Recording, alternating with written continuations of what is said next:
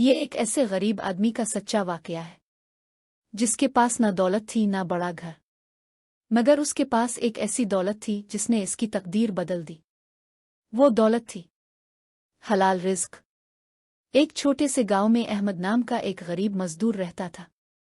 وہ روزانہ صبح سویرے اٹھتا، وضو کرتا، 2 نفل ادا کرتا اور خدا سے دعا کرتا، اے خدا، مجھے حلال رزق عطا فرما، چاہے وہ کم ہی کیوں نہ ہو۔ احمد شہر جا کر مزدوری کرتا تھا۔ سارا دن سخت محنت کے بعد اسے صرف چند 100 روپے ملتے تھے جن سے وہ اپنے بیوی بچوں کا پیٹ پالتا تھا۔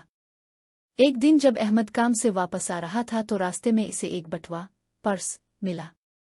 اس نے کھول کر دیکھا تو اس میں ہزاروں روپے اور کچھ اہم کاغذات تھے۔ احمد حیران رہ گیا۔ اس کے ذہن میں خیال آیا، اگر میں یہ پیسے رکھ لوں تو میرے بچوں کی کئی دن کی بھوک ختم ہو سکتی ہے۔ لیکن فوراً اس کے دل میں خدا کا خوف آ گیا۔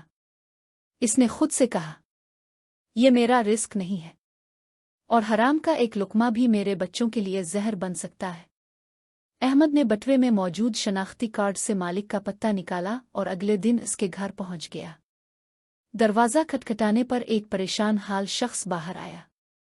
احمد نے پوچھا، کیا آپ کا بٹوا کہیں کھو گیا ہے؟ وہ شخص چونک گیا اور بولا، کل ہی میرا بٹوا کہیں گر گیا تھا جس میں میرے پورے مہینے کی تنخواہ تھی۔ احمد نے فوراً وہ بٹوا اس کے حوالے کر دیا۔ وہ شخص خوشی سے رونے لگا اور کہنے لگا، بھائی، آپ نے میری بہت بڑی مشکل آسان کر دی، یہ پیسے بطور انعام رکھ لیں۔ لیکن احمد نے مسکرا کر کہا، مجھے انعام نہیں چاہیے، میں نے یہ کام صرف خدا کی رضا کے لیے کیا ہے۔ وہ شخص احمد کی ایمانداری سے بہت متاثر ہوا۔ چند دن بعد اس نے احمد کو اپنے دفتر بلایا اور کہا، میں ایک کمپنی کا مالک ہوں اور مجھے آپ جیسے ایماندار آدمی کی ضرورت ہے۔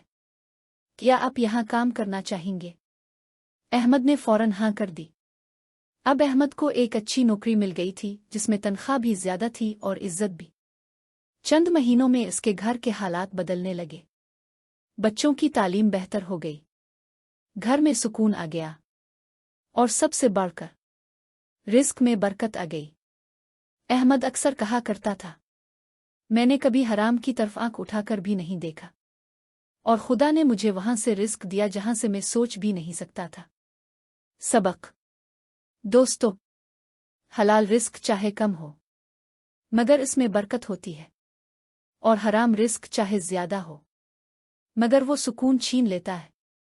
اگر آپ بھی چاہتے ہیں کہ آپ کے گھر میں برکت ہو تو ہمیشہ حلال کمائی کو ترجیح دیں۔